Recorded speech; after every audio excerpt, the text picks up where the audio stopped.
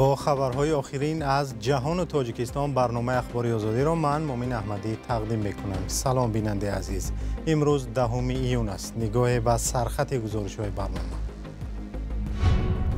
روسیه قانون‌های مهاجرتش را تغییر داد. مقامدار بلندپایه تاجیک میگوید با دلیل سختگیری و خرج زیاد احتمال سفر مهاجران تاجیک به روسیه کم شود.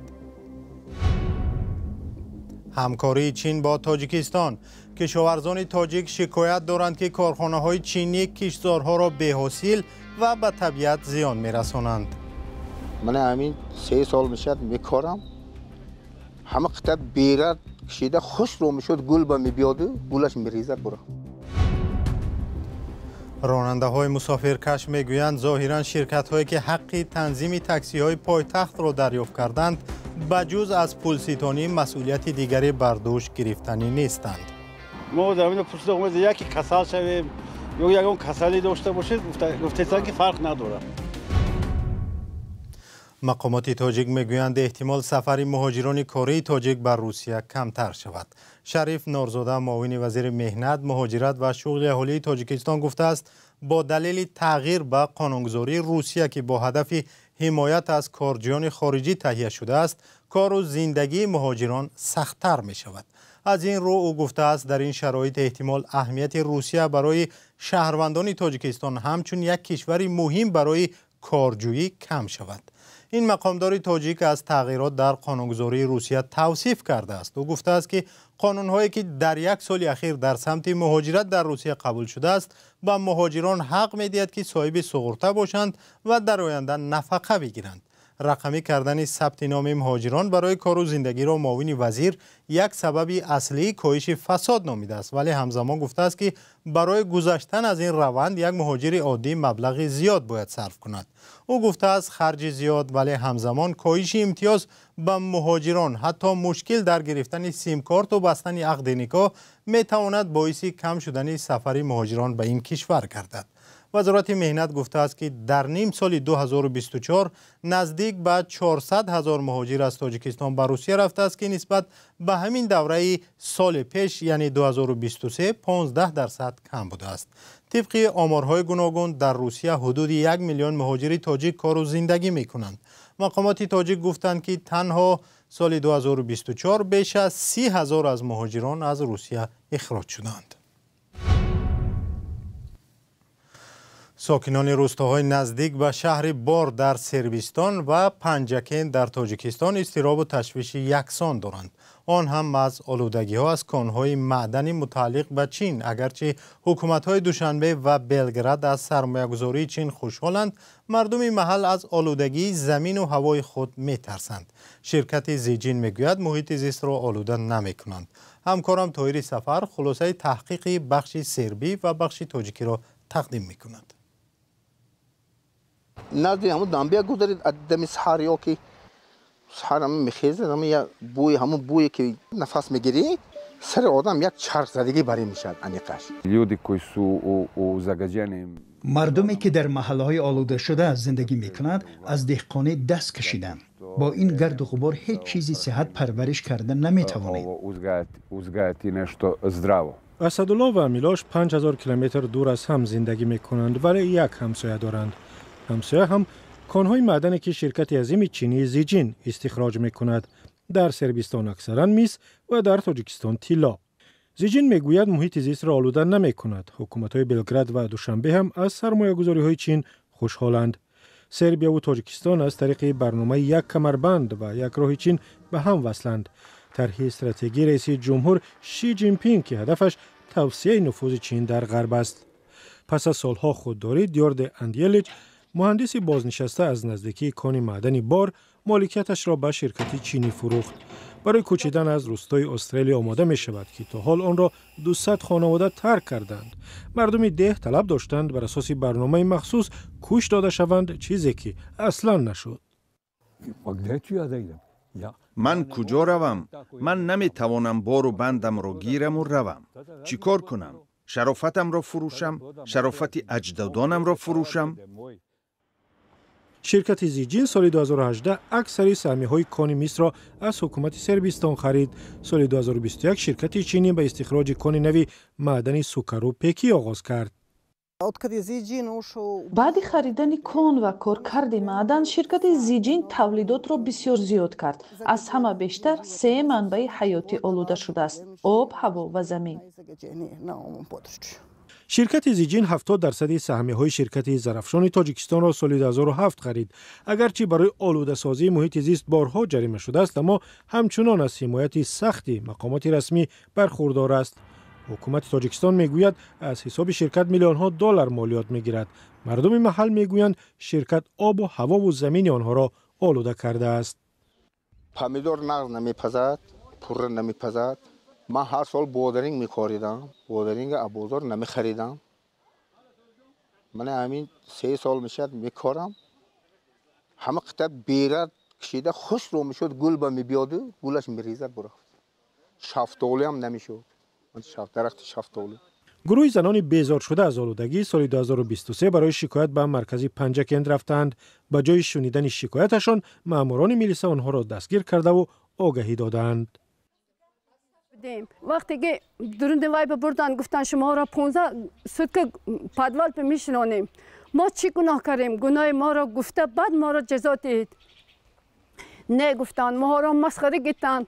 گپای پست و بلند زدم ما را.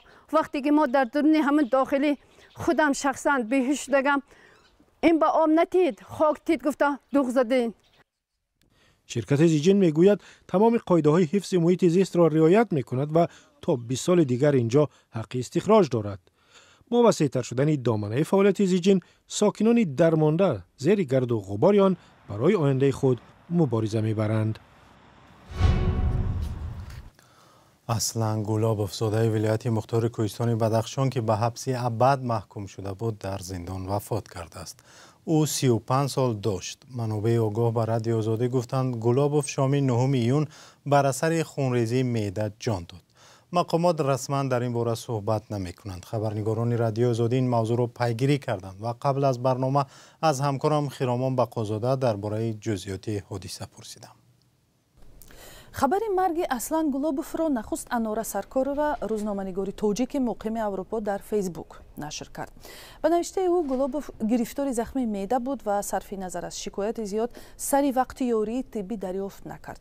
یک منبع معتمد در شهر خوروخ هم 10 میلیون بر رادیو آزادی گفت اصلان گلابوف بر اثر خونریزی معده وفات کرده است و افزود دوام 2 ماه اخیر احوال او در زندان خیلی بد بود. نزدیکانش به سرریاست اجرای جزای جنایتی رفته خواهش کردند که برای تبابت گلابوف چاره اندیشیده شود، اما مقامات این طلب را نادیده گرفتند.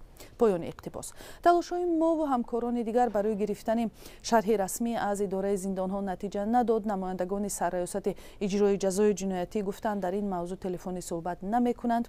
منابع رادیوی آزادی در شهر خوروغ میگویند روز 10 ایون جسد اصلان گلابوف را برای دفن به نزدیکان میدهند. سوال دیگر از همکارم درباره خودی اصلان گلابوف بود که او کی و با کدام گناه زندانی شده است. اصلان گلابوف سال 2022 با اتهام دست داشتن در حادثه قتل عبدالله نظرف رئیس کمیته دولتی امنیتی ملی در بدخشان در سال 2012 گناهکار دانسته و به حبس ابد محکوم شده است. همراه او غلامعلی ایانبکوف پسر طالب ایانبکوف هم خیری محمد دوست محمدوف هم عمرباد زندانی شده بودند، هرچند آنها دست داشتن در قتل عبدالله نظرف را رد کرده بودند. محاکمه آنها پس درهای بسته جریان گرفته است. اصلان گلابوف و 10 نفر از چهره های شناخته ولایت مختار کوهستان بدخشان در ماه‌های می ایون سال 2022 و به دنبال اعتراض‌ها در این منطقه بازداشت شده بودند. آن سال در عملیات مقامات نزدیک به 40 ساکن ولایت مختار کوهستان بدخشان کشته شدند. مقامات آنها را عضو گروه جنایتی می‌دانند ولی ساکنان میگویند آنها گناه نداشتند. سازمان‌های حامی حقوق و نمایندگان اتحادیه اروپا چند بار طلب کردند که سرکوب اعتراضات در ولایت مختار کوهستان بدخشان و نقض حقوق انسان در این منطقه تحقیق شود، ولی با گذشت 3 سال از اعتراضات در بدخشان این طلب نادیده گرفته شده است. سپاس از همکارم خیرامان بقازاده. تفصیلات بیشتر را شما در سامانه آزادی آرک بخوانید.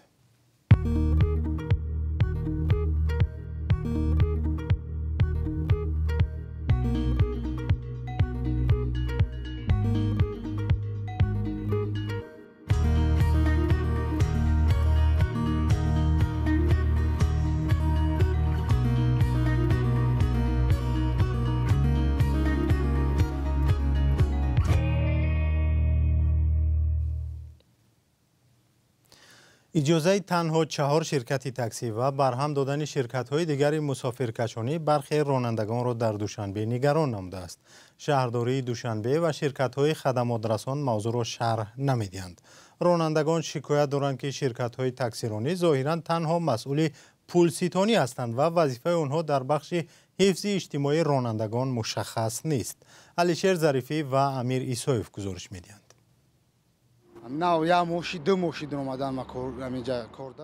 این راننده از بانک پول قرض گرفته ماشین خریده است تا با کراکشی هم زندگیش را پیش برد و هم قرضش را برگرداند.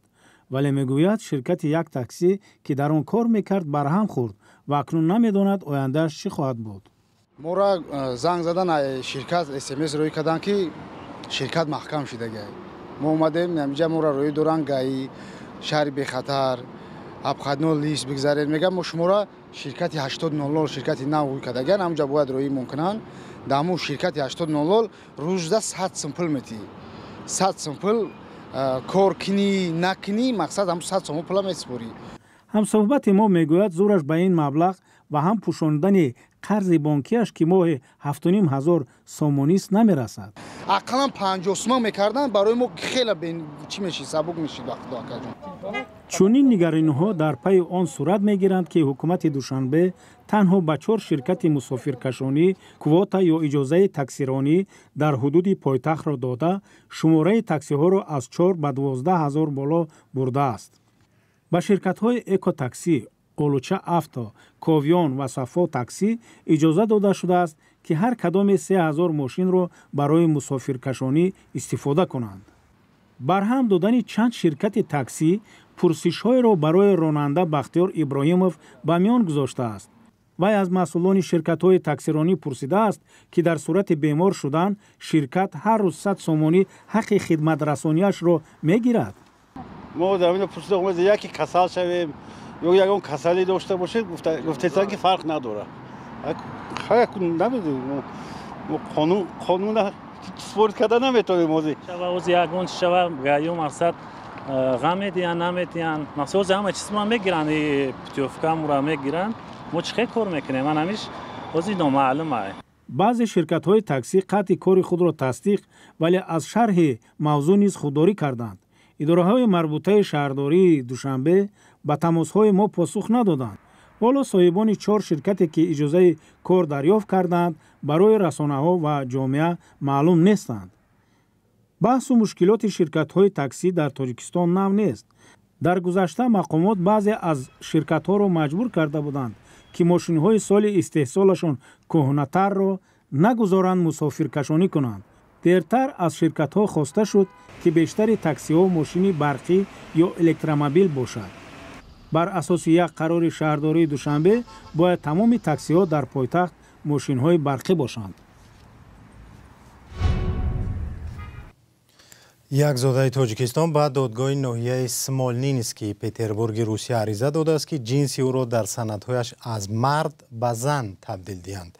دادگاه روز 9 میون در صحیفه‌اش در تلگرام خبر داد که این مرد با نام عمل هنوز سال 2022 از تشخیص روانشناسی گذشته برایش خلاصه دادند که او جسماً مرد ولی روحاً زن است. با گفته دادگاه ماه فوریه سال 2023 عمل به زکس یا دفتر ثبت اسناد حالت‌های شهروندی روسیه مراجعت کرده است تا جنسش را در سندهایش تغییر دهند. او از دادگاه خواسته است تا بر اساس تشخیص‌هایی که در دست دارد جنسش را مشخص کرده به اداره ثبت اسناد حالت شهروندی امر دهند که او را همچون زن اعتراف کند. سپاس که 15 دقیقه برنامه ما را تماشا کردید. فراموش نکنید که خبرهای نو با تفصیلات بیشتر در سامانه آزادی.org و صفحه‌های رادیو آزادی در فیسبوک و تلگرام، تیک تاک، اینستاگرام و یوتیوب ایکس نشر خواهند شد. با رادیو آزادی بمانید.